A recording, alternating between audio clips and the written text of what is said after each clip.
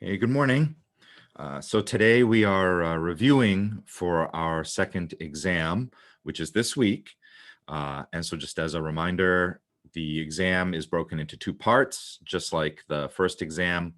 On Wednesday at regular class time, 9:30 a.m., all of you should log on to Laulima and access the multiple choice part of the exam. So remember, you don't need to worry about Zoom. Wednesday's multiple choice part of the exam is entirely just on Laulima. You just log on at 9:30 and you should see the exam appear at that time. I think prior to 9:30, the exam just doesn't appear because it's not open yet. So don't panic if at like 9:20 or something you don't see it. If at 9:30 you don't see it, maybe there's a little lag, just give it a minute and it'll appear. Remember, you have 50 minutes to take it once you click start, but the exam will be available for a full hour. So even if it takes you a few minutes to kind of settle in and get the exam sort of open on Laulima, you still get the full 50 minutes, just as long as you don't start any later than 9:40, right? Okay, and then later this week on Thursday or Friday, depending upon when your recitation section is, you go ahead and you join your recitation section as normal with Zoom open so that your TI can see you. And then he or she, when everybody in the section is ready, they will go ahead and publish the free response portion of the exam, right? And then you have 50 minutes to complete that one. Okay? All right. So let's go ahead and look at the material that's on there. So the material on the exam will cover everything from the last exam. So mainly it was talking about gene regulation. So we started off by using some examples of how prokaryotes like bacteria regulate genes. And that had to do with looking how oftentimes genes that code for proteins that work in the same pathway are grouped together physically in prokaryotic genomes so that they can be controlled by one sort of on and off switch. Then we moved on to look at our cells in eukaryotic cells, how the process is quite a bit more complex, even though it builds upon some of the principles that obviously early life, the prokaryotes and bacteria, such as bacteria, came up with. So we looked at different levels of opportunities for our cells to regulate gene expression, starting from the DNA itself, genomic control, then moving up to transcriptional control. In other words, how the genes, the DNA is actually transcribed to make RNA. And then post-transcriptional as well as translational controls, how things like the RNA being translated into a finished protein is another opportunity for cells to control ultimately the expression of that gene that it started with. But then we looked at membranes. We looked at examples of lipids and proteins that make up the membranes. Then we moved on to studying how certain functions of membranes involving the movement of things back and forth, those vital parts, vital activities of living cells can be regulated. We started off by looking at simple processes of diffusion, whether things are allowed to just diffuse through the membrane by themselves, or if they're facilitated, helped by the presence of certain proteins in membranes. And then we looked at active transport of things that are being moved against concentration gradients, which require work, right? And of course require proteins to do those functions. And then lastly, we finished looking at some examples of how membranes inside of our cells are used to define different important compartments, things like the endoplasmic reticulum and the Golgi apparatus, where proteins are made and then packaged to be sent to their destinations inside of the cell or out of the cell even, and also other functions of the ER, like the smooth ER that control things that are not really related to protein synthesis, but are all also very essential. Okay, and then so here we are today is the review session, and then this is our exam, which is nice because it leads up to spring break, right? Okay, let's start going over this stuff. So obviously I don't have time to go over everything, right? So we'll just touch upon some of the important slides to help remind you of the scope of material that you need to review. So let's start off with bacterial gene regulation. So remember, in bacteria, many genes that code for proteins that are meant to function in the same pathway are physically grouped together so that they are expressed at the same time and in the same amounts. Right? That's sort of the best way for efficiently producing all the different protein components that need to work together in order for a certain pathway to happen.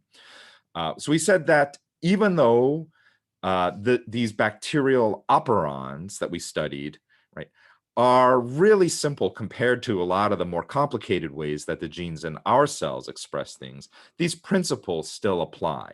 Right? So that's why we look at these operons to get us understanding some of the concepts of how feedback loops are used to control whether genes get expressed or not. So here we looked at the lac operon.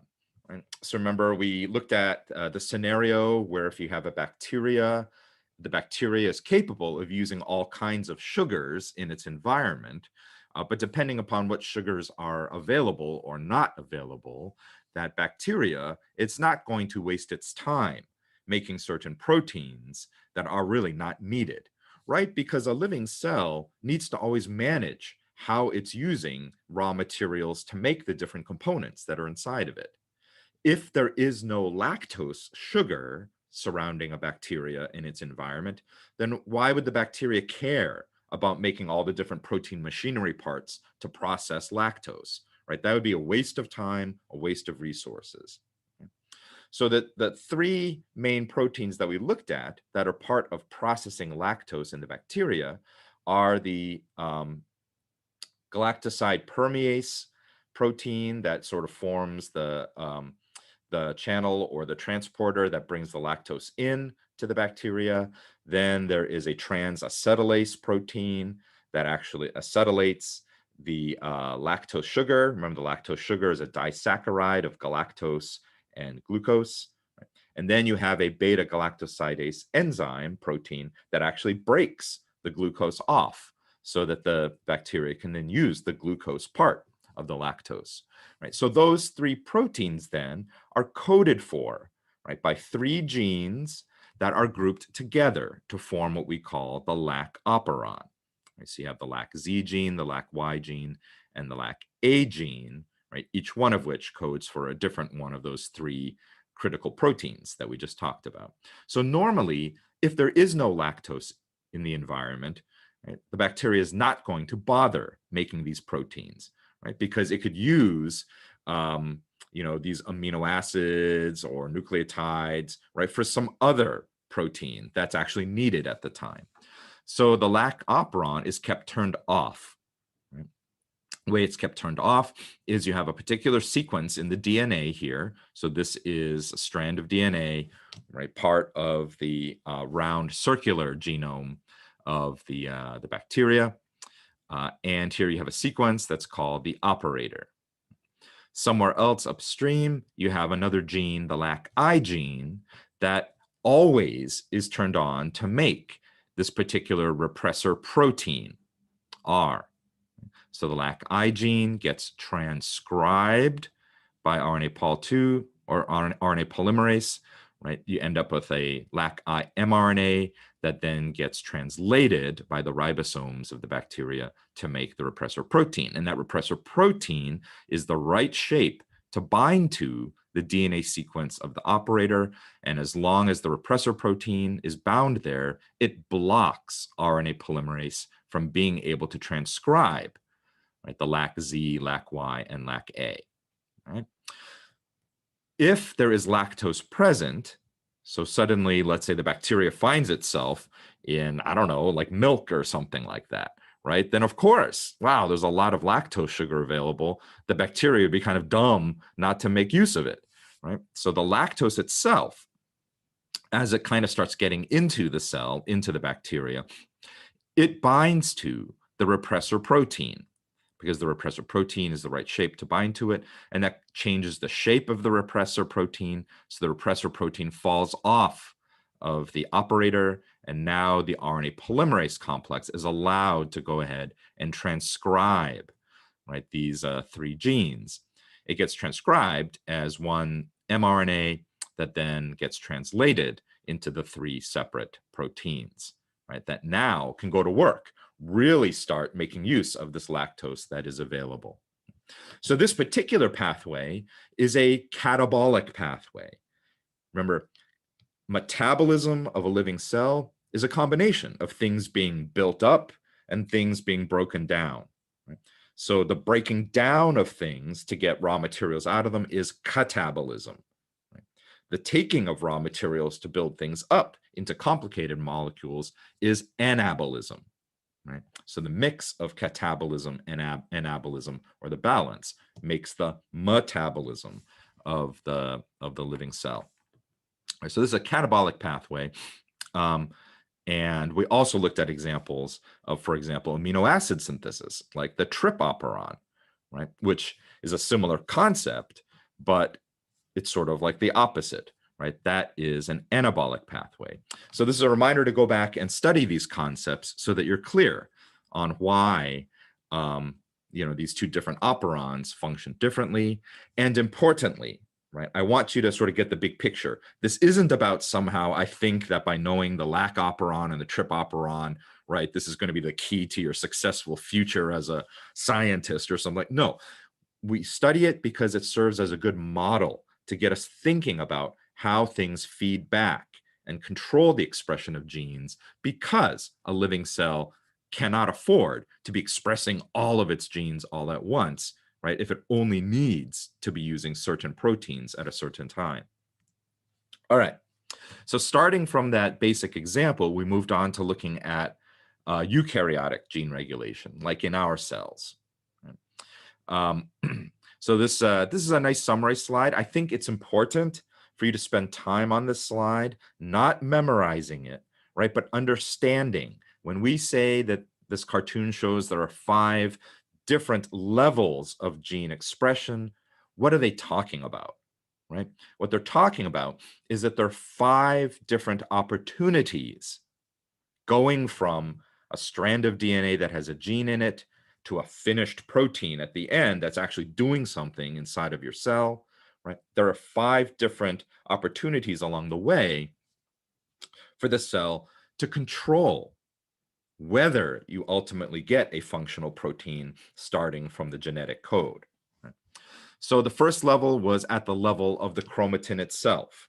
Remember, our DNA is packaged up as chromatins. There are all kinds of proteins, like histone proteins that make nucleosomes that package things up.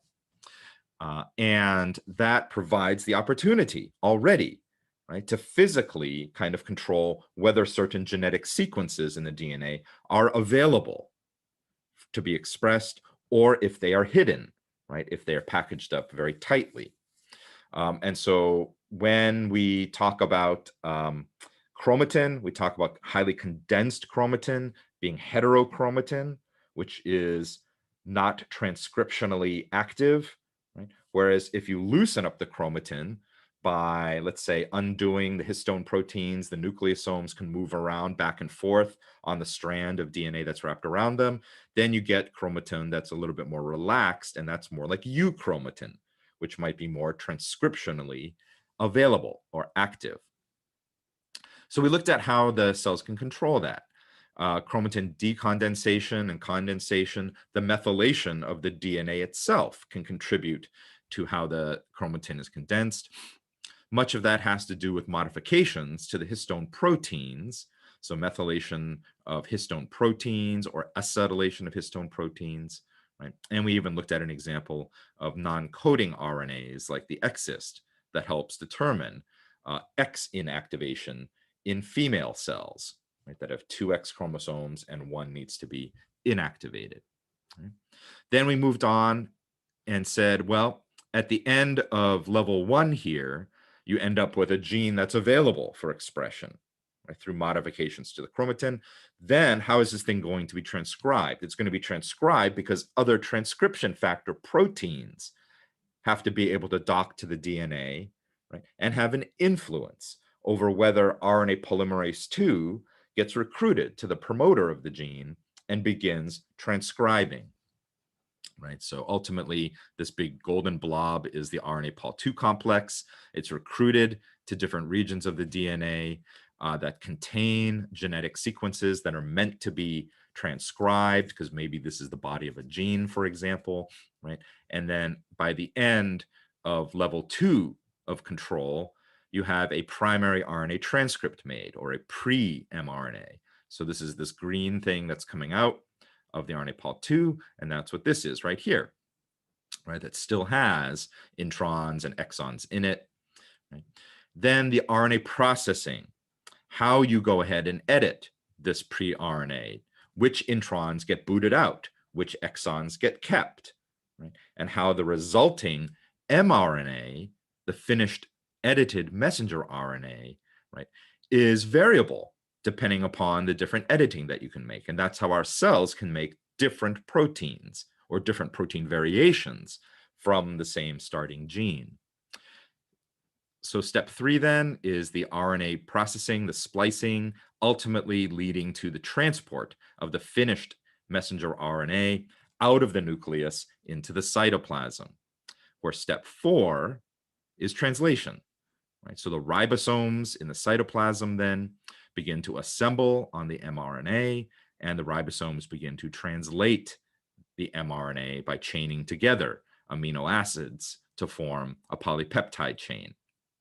That polypeptide chain will then be folded up, for example, inside the endoplasmic reticulum, and different types of additional functional groups, right? That could be acetyl groups, phosphate groups. It could be long chains of sugars, right? So that's glycosylation, the addition of oligosaccharide chains to it. And those would represent post-translational modifications of the protein, right? The protein has been translated already. The polypeptide chain is what it is. And when it folds up, if you're going to add extra things to it by linking things to different amino acid side chains that are sticking out, right, that is done after translation, post-translationally. And that is how you end up with a functional protein. Right? All right, so let's kind of zoom in and kind of go over these steps in a little bit more detail as part of our review. And again, I mean, this is all review, right? So hopefully this is just helping you kind of piece this together in your head. So he said that the modification of chromatin to make it tightly packed or more loose, right? One of the ways that this happens is by the methylation of cytosines that are part of CpG dinucleotides, right? So CpG, remember, we bother calling it a CpG, not just a CG, because if you just say CG, you don't know if that means a C and a G on the same strand of DNA or a C and a G opposite each other on two different strands of DNA, right? Because C and G's, that's the Watson and Crick base pairing that normally happens with the hydrogen bonding. What we are talking about is a C next to a G on the same side, right? That's why you have the little P that indicates the phosphodiester bond between them. So we said that CpGs can be methylated. Little methyl groups, right, CH3 groups, get added to the cytosine. And so that's what's represented down here by these little red stars. All right, so these little red stars are actual sites where you have CpGs. So each of these red dots represents somewhere where there's a CpG in the DNA, right? So the DNA, of course, is the black strand that's wrapped around these nucleosomes. And some of them get methylated. So they're little red stars here. Right? So we said this is very typical in a place such as a promoter. So in this promoter region, you can see here's the ATG. So ultimately, that would be the coding for the translational start site of where the methionine would be, right? So anything upstream of it would be a collection of different sequences where transcription factors are binding in order to get RNA Pol II to transcribe this, right? And ultimately, some of this will never be translated. but the translation will start here, okay? But the yellow indicates all the places where you have CPGs, right?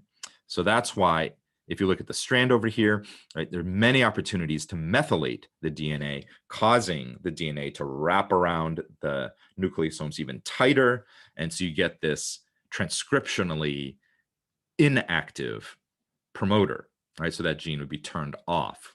Right? However, if you undo the methylation, and in addition to that, so now these are CPGs up here that are, instead of red dots, these are now the little white dots here, but you also can methylate or acetylate the residues, amino acid residues on the tails of the histone proteins that are sticking out, right? So that combination of unmethylating the DNA and now acetylating the histone proteins, you begin to loosen this up. And that means, what does that mean? That means the genetic sequences in these exposed regions of DNA are now available, right, for transcription factor proteins to start seeing the sequences that they like, and they start piling up, and then ultimately RNA Pol II will dock there and do its thing and start transcribing. So we said, how then, if we have accessible DNA, right, that's like the level 1 of gene control, right? Now you have to get transcription factors binding there, and they will do their thing, right? So we said that there are many different types of regulatory elements that can be found in DNA that ultimately control what's happening at the gene. So as a reminder, here up at the top here, maybe this is the coding region of the gene here, or I should just say this is the body of the gene that's going to get transcribed, right?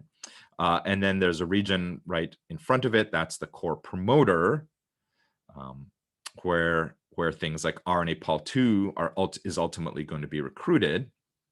Then somewhere else, maybe close by, maybe very far away, right? This could be something like 100, 200 base pairs of DNA away from the core promoter, or it could be like 10 or 50,000 base pairs of DNA away, a distal regulatory element, right? These are also DNA sequences where other transcription factors bind. So in this case, you have these two green activator proteins. They're different proteins, but they recognize different sequences in the DNA of this enhancer region. And then because they start piling up there, right, they start making a shape that can recruit other transcription factors to bind as well. So different transcription factors begin to pile up, things like this SWI/SNF complex or these hats, right? So you can see here, these are proteins that alter the nucleosome spacing. So this would encourage the nucleosomes to kind of, sort of get spaced apart. So you have more DNA that's exposed. Histone acetyltransferases are the proteins that actually start acetylating or transferring acetyl groups onto the histone tails. That also helps with the chromatin loosening up. And importantly, we said that we have to get away from thinking about DNA as being a purely linear left to right molecule, right? Because the reality is inside of our cell, it's three-dimensional, right? It's looped around just like a pile of noodles, right? And so you can actually have this enhancer region physically brought to the promoter region of the gene, where it finishes assembling other transcription factors like the purple basal transcription factor machinery that forms the landscape where RNA polymerase then is the right shape to bind to, and then transcription can begin. So remember, enhancers stimulate the activity that's going on at the promoter. Right? There are silencers that will do the opposite, right? The types of transcription factors that are staged at silencer regions, right? When their activity is brought to a promoter, they discourage RNA Pol II from being recruited.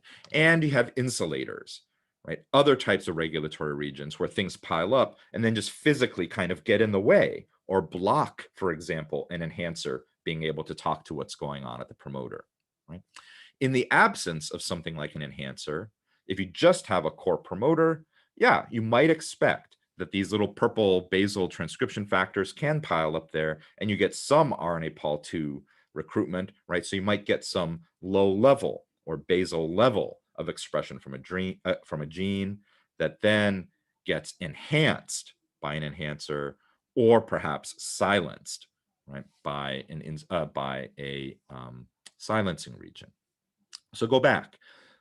Think about the concepts that we're talking about here, right? This idea of how the core promoter is the most directly in control of transcription of the gene, right? But most of our genes, that alone is not enough to allow our cells subtle, finely tuned expression, right? You have to have these other regulatory elements that ultimately contribute to that.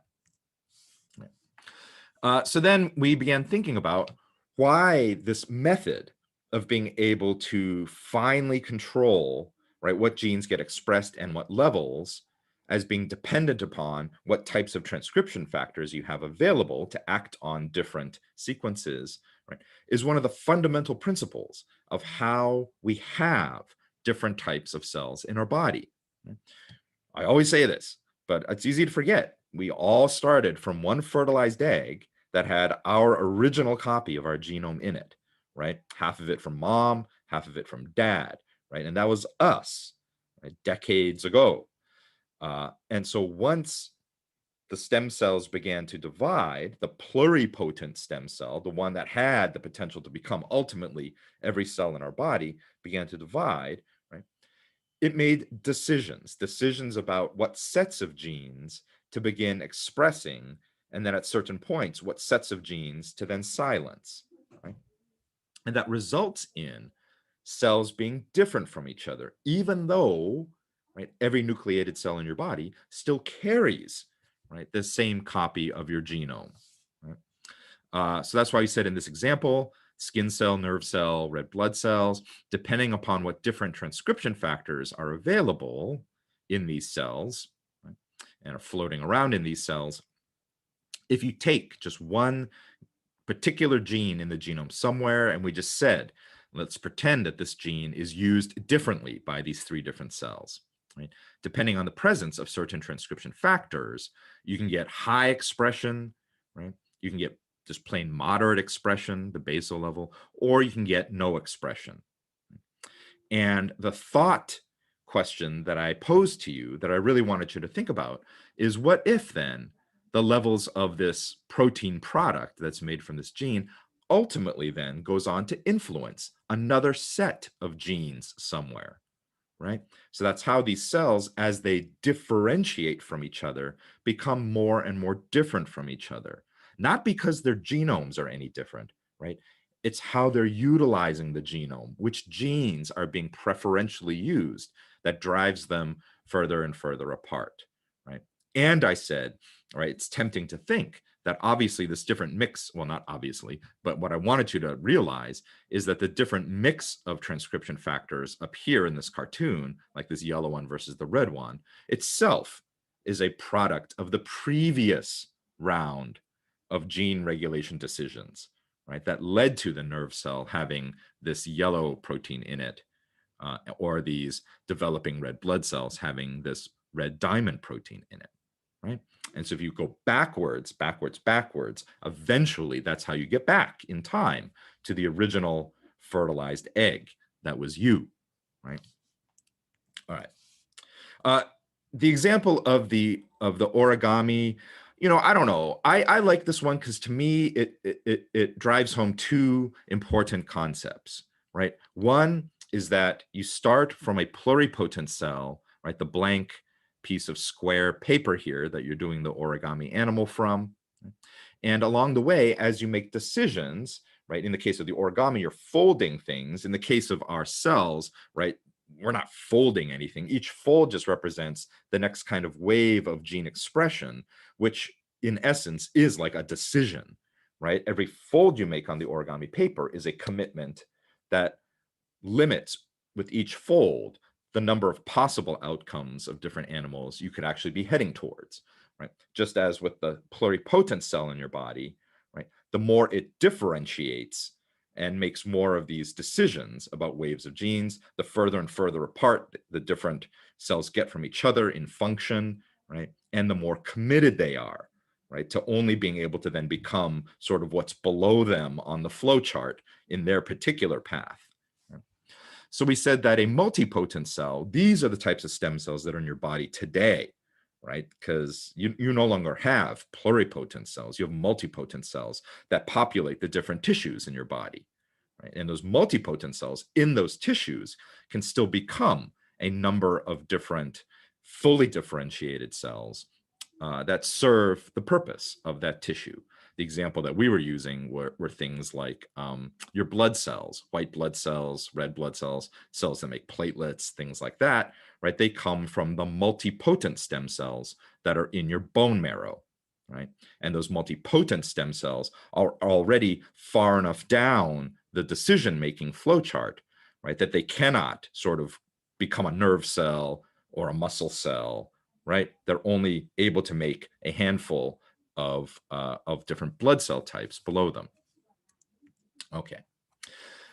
So the next level we talked about was mRNA processing, right? We said that as the RNA polymerase is transcribing and you have a pre-mRNA or the primary transcript, oops, sorry, that's the red thing here, that's being put together, right? So it's chaining together RNA nucleotides. The tail of the RNA Pol II complex can be phosphorylated in different patterns, therefore changing the shape of the tail, therefore recruiting different shaped proteins that recognize those shapes, right? So as the new transcript of RNA is coming out and emerging, right, already things like capping proteins have been recruited there, right? That can go to work on the 5' end of the transcript to protect it by putting a 5' cap on it. Splicing machinery also goes to work. So as the RNA transcript is coming out, it's already getting worked on by the splicing machinery. And then ultimately at the end, the polyadenylation proteins are recruited so that when the end of the transcript comes out, right, you can put the poly A tail on it, right? So that's how you end up with your primary RNA transcript or your pre-mRNA that has a 5' cap, a poly A tail on it. Remember, those function to protect this free-floating piece of RNA from being destroyed by your cell, because our cells evolved not to really like free-floating fragments of nucleic acid, especially in the cytoplasm, right? Because that could be viral DNA or viral RNA that got into the cell, right? But if this is RNA that actually came from the nucleus of our cell, we want to protect it so it has a chance to be translated into a protein. So the cap and the poly A tail provide those functions. They also provide signals so that proteins can bind to this mRNA and actually move it from the nucleus out to the cytoplasm. And then meanwhile, right, we said that the splicing machinery is going to work on this now, cutting out introns and putting together exons. So go back and review how the splicing machinery works. Okay. So then we end up with our finished mRNA out in the cytoplasm, right? And so now this is another level opportunity for a cell to actually control, is this thing really going to get translated or not, right? So we used examples of iron management in our cells to look at how the mRNA of iron-related proteins can be regulated by the presence or absence of iron. So we said that we had two examples here. We had ferritin, right? Ferritin is a protein inside of your cells that help to store extra iron. You don't want to just lose the iron. You might as well hold on to it because you might need it in the future. So the ferritin mRNA, right, normally is bound up by a protein here, this purple thing that would bind to a sequence in the mRNA that we just kind of generically call an iron response element, right? So hopefully you realize iron response element isn't one specific genetic sequence, right? There's a whole bunch of different RNA sequences where proteins related to iron management might bind to, but because functionally, right, it ends up sort of determining whether this translation is responding to the presence of iron or not, you can just generically call this an iron response element, right? So you have this IRB binding protein that would normally bind there, blocking the ribosome from functioning. But if you have a lot of iron present, then, oh, the cell wants to make this ferritin protein so it can store this iron. So the iron is the right shape to bind this IRE binding protein. And when it binds, it pops off the IRE. And that's what allows the ribosomes then to begin to translate and make ferritin protein, right? They can then go to work storing all the extra iron that's floating around, right?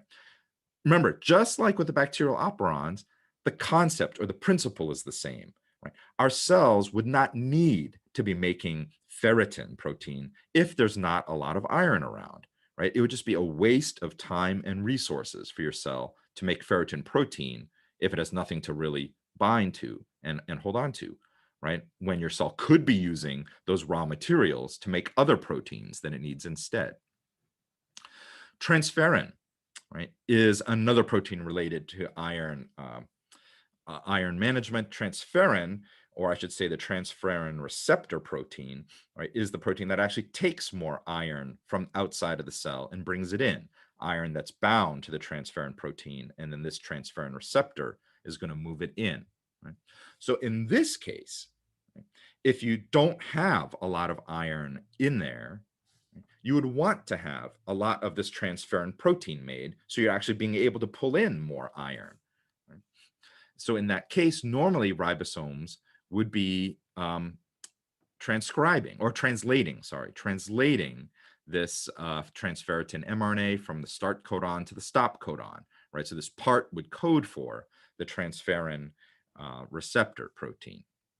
Right? But if now there's a ton of iron inside of the cell, again, our cell does not need to waste time making more of this. So there was this IRE binding protein sitting on the IRE here in the mRNA, right? That was protecting the mRNA from being degraded, because there are certain proteins here, like these degrading enzymes, that would actually recognize certain sequences here and cut up the mRNA, destroying it, right?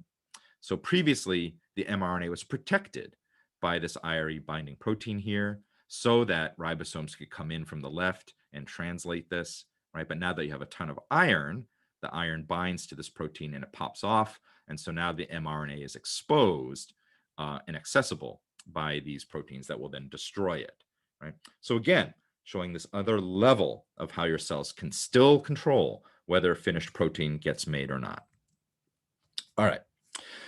We did go on to discuss things like translation and how translation happens with the ER, but that's something that we had studied previously, right? So we didn't spend much time going back to that. But we did start talking about membranes so that we could understand how things like the ER function. Right? So remember, our cell membranes are made of a phospholipid bilayer. This includes not just the outer cell membrane that we usually just think of as our cell membrane, but all the intricate sort of folds of membrane inside the cell as well.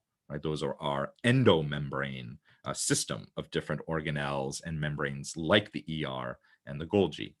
But all of those membranes are phospholipid bilayer. And remember, we call it a fluid mosaic model of cell membranes because it's not rigid, right? Remember, these are not molecules that are somehow glued together by covalent bonds or something like that, right? These are just phospholipid molecules that, because of being surrounded by water, have just kind of naturally assembled into this layer. And within this layer, you have different things like proteins, right? Proteins that form channels, proteins that form other types of functions on the surface of your cell. And many of these proteins are modified with sugar chains, so oligosaccharide chains are added to them. Right? And this whole thing is very fluid, right, as a mosaic. And I told you, it's wonderful and scary to think that even though you don't see water pictured in this figure here, right, all of this is surrounded by water. And the freaky thing is, right, it's water that's holding all of this together. If you suddenly removed all the water, there's no reason for the phospholipids to form a bilayer. There's no reason for the proteins to hang out in the phospholipid layer, right? Everything would just come apart. That would be the end of your cell. That would be the end of your tissues. And that would be the end of you, right? If you don't have water molecules helping to keep you together, right? Okay. So the three main lipid classes that make up cell membranes, the phospholipids, then we said there are glycolipids, where you replace the phosphate group with something like a sugar. These can get a little fancy because we looked at the phospholipids that make up our ABO blood types on the outside of our red blood cells and other cells of our blood, right? Those have a special group, a sphingosine group in here. So go back and review those as well. And there are sterols, right, that have, for example, a steroid ring that's associated with something like a fatty acid. So this cartoon just serves to review and remind you to go back and look at the structures of these three important lipid classes that make up our cell membranes. So the phospholipids, right? So I want you to be familiar with the fact that this is what makes a phospholipid. You have two fatty acid chains kind of stapled together by this 3-carbon glycerol alcohol, right? And then on the third carbon, so instead of having 3 fatty acid chains, because you could have molecules that have 3 fatty acid chains, but then they would be triglycerides, right? They would be the fats that store energy for long-term use, right? So if you have 2 fatty acids to this glycerol, and then the third carbon instead is bound to something like a phosphate group, right? That's how you make a phospholipid. And so this phosphate group is the hydrophilic end, the end that plays nicely with water molecules that will happily associate with the different charges on it. Whereas the fatty acid tails, the hydrocarbons, they're not charged, right? So water has no interest in actually interacting with them. They just keep bumping them around, crashing into them, right? So that's what forces, right, the fatty acid tails to go to the inside of the layer, while the hydrophobic heads happily are on either side of the layer where there's tons of water, either inside of your cell or outside of your cell. So know the structure of phospholipids, right? Be familiar with how to put them together. And then we talked about the proteins that are embedded in these, right? We said whether you're talking about a globular protein that's kind of stuck to the membrane or proteins that have these more helical structures, the common theme is what? These parts of these proteins are held or embedded in the lipid bilayer simply because those amino acids that make up the peptide chain in those regions of the protein tend to be hydrophobic, right? So as these proteins want to drift up and out of the membrane or down and out of the membrane, because you're surrounded by water, the water molecules just shove it back in. So these proteins, right? So I'm doing this like movement here to like remind you that this is all fluid, right? These proteins are just kind of like floating around in that layer, right? And they're free to move around and bump into each other, right? So there's nothing rigid about this at all. We said that some proteins then, right, certain ends of them can be heavily glycosylated in order to perform their function. Certain proteins crisscross across the membrane many times to form a channel that things can pass through. All right, so that got us discussing membrane transport. And we said one of the fundamental principles to keep in mind when you're talking about living cells is living cells have to control what goes in and what comes out, right? That's one of the fundamental principles of life, right? Is you have to be able to have some control over how you are concentrating certain biological molecules to favor certain interactions to happen when you need them. You cannot just rely upon everything being in a puddle where things are just floating around haphazardly and great if 2 molecules crash into each other and interact. Yay, that's what we were waiting for, right? No, life cannot function like that, right?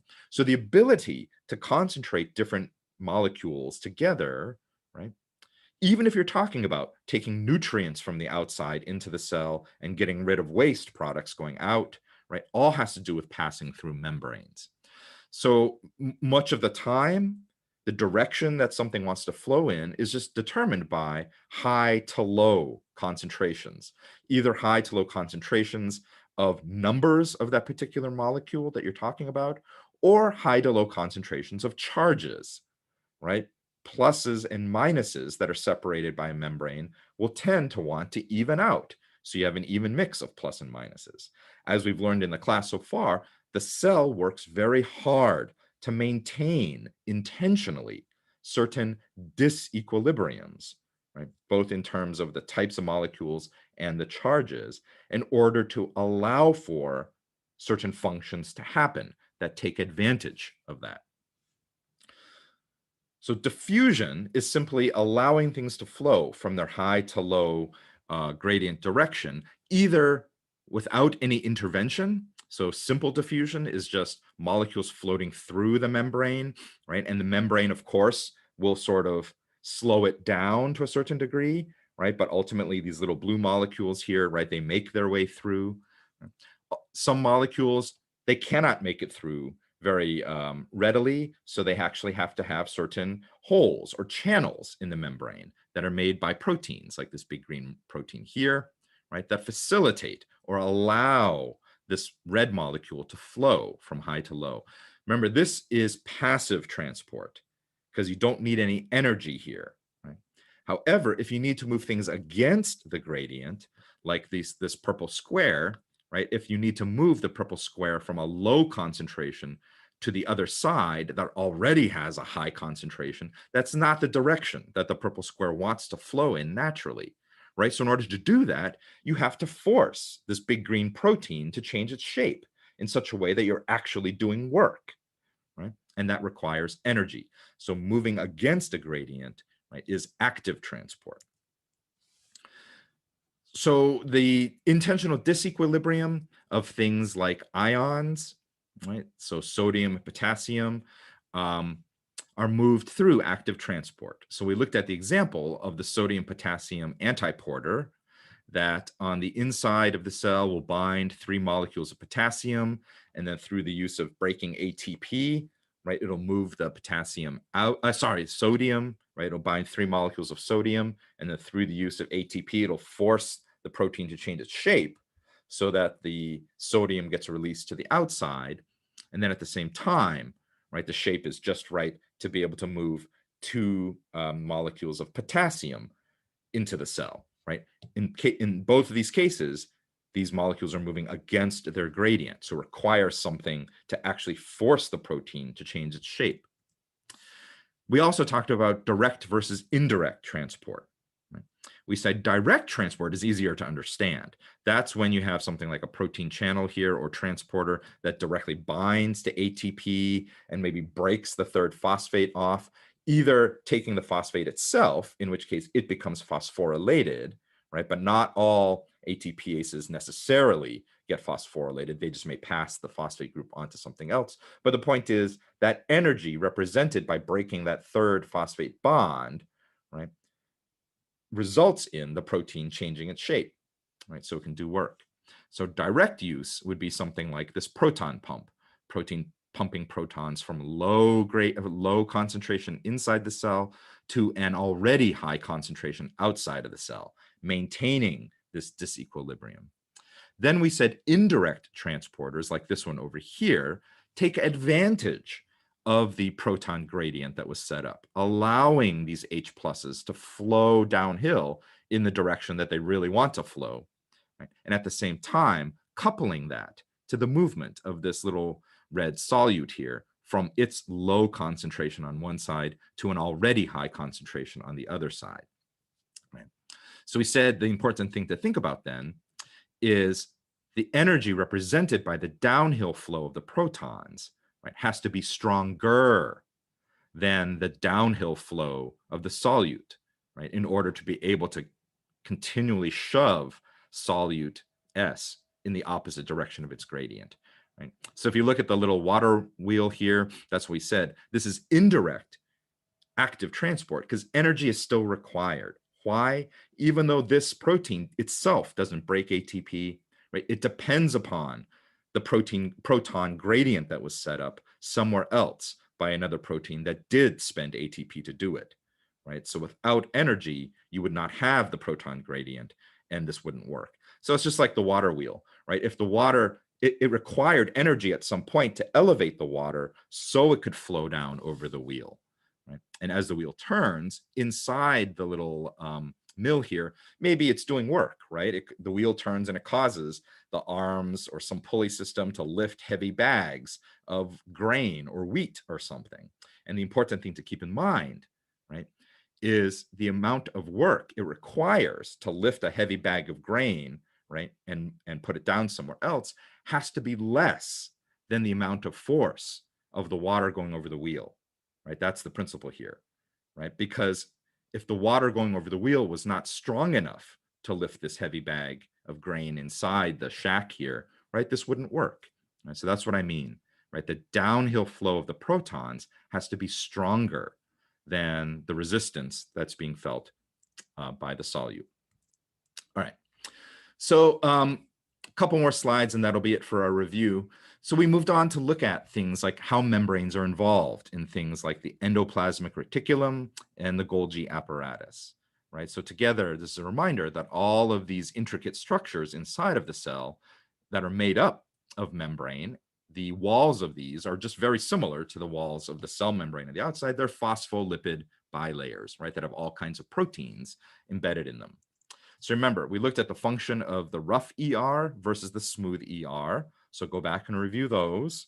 And then we said that the rough ER is where many, many proteins get finished being folded, and maybe certain proteins come together with other proteins to form functional, complexes that then need to be packaged up and delivered where they need to go, inside of the cell or even outside of the cell. So that's why we said that from the ER, you have these vesicles that are sort of transiting or transitioning the products of the rough ER over to the Golgi apparatus. Right? And we said the Golgi apparatus is like the part of the warehouse that takes care of boxing things up, packaging them, and loading them into the trucks that then pull out from the factory and go different directions on the freeway. Right? So review what the purpose of the Golgi is, right? And how things that move through the Golgi come from the cis side. They move through to the trans side before they are then shipped off somewhere, like in these secretory vesicles, maybe that are heading out from the cell. But an important thing that we talked about is how these things get labeled so that they can be sent to where they need to go. And we said this has to do with post-translational modifications. So inside the rough ER, as the protein is being finished and folded, certain tags are put on it, like small oligosaccharide chains, right, that then can get modified. So in the Golgi, certain modifications get put on it, like phosphate groups, like this is a mannose sugar chain, right, that gets phosphorylated. And as you move through to the trans side of the Golgi, in the wall of the trans face of the Golgi, you would have different proteins, like this receptor here, that are collecting in different regions. And this receptor is the right shape to bind to this phosphorylated mannose. So therefore, these proteins that have this particular tag on them would tend to collect, right, in this side of the trans Golgi network. So therefore, when this thing buds off as a vesicle, right, the other proteins in it will be proteins that associate with, let's say, other signals or other proteins in different parts of the cell, thereby transporting this particular protein that was finished in the ER, packaged up in the Golgi, ultimately to the right place where it needs to go in order for it to do its work. Okay. All right. So that is kind of an overview of everything that we talked about since the last exam. So that's what you are responsible for on this week's exam. Okay. So good luck with your studying. I know several of the TIs have put together, some exercises as well as having optional study sessions. So take advantage of those. Unfortunately, I don't have time right now to answer questions in the chat. Let me just look to see if there's any quick questions here. Must channel proteins be multipass or can they be single pass? Yeah, proteins are all kinds of shapes, right?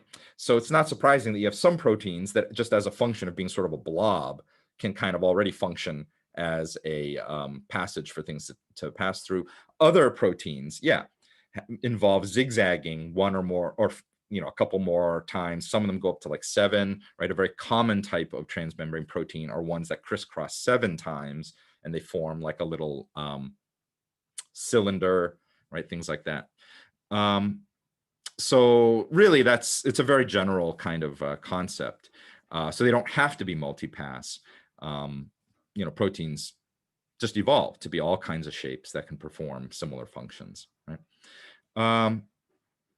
Can I explain what it means for diffusion to have no intrinsic directionality? Yeah, that just simply means if you have, let's say, 2 chambers of a solution, right, that's divided by a membrane, and you have the ability to adjust the concentrations on either side, right? The membrane is not one directional, right? It could accommodate things diffusing in either direction, but it just depends upon which is the high and which is the low. If this is high and this is low, things will want to move, right, in this direction, right? But if you adjusted it and things went this way, things would flow the other direction. So the membrane itself, right, does not have an enter from this side only and exit from this side only, right? That's what I mean by there is no intrinsic directionality, right? Okay, all right. Okay,